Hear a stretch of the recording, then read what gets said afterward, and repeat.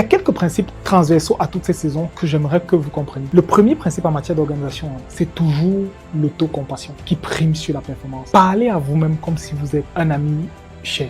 Et notamment, vous pouvez vous dire, je fais de mon mieux avec les ressources que j'ai aujourd'hui. Je vous assure qu'en matière d'organisation et de productivité, l'autoflagellation ne génère jamais plus de productivité et la comparaison encore moins. Deuxième principe, c'est qu'il faut savoir que les saisons se chevauchent. Vous pouvez être en même temps en transition professionnelle et avoir une période de famille intense. Acceptez en fait la complexité de votre vie, qui est celle que tout le monde partage, au lieu de rechercher la simplicité. La clé pendant ces moments, c'est de pouvoir hiérarchiser les choses. Quelle est la saison qui prime sur l'autre et lui donner l'importance qui doit être la sienne. Le troisième principe, c'est qu'il faut savoir, c'est que le corps contient les signaux dont vous avez besoin pour identifier la saison dans laquelle vous êtes. La fatigue persistante, ce n'est pas une faiblesse, mais c'est une information. L'irritabilité chronique, ça veut dire que le système est surchargé. Lorsque l'enthousiasme a disparu, ça veut dire que vous êtes désaligné. Écoutez votre corps avant de vous effondrer. Le quatrième principe qu'il faut comprendre, c'est qu'il n'y a pas de bonne saison.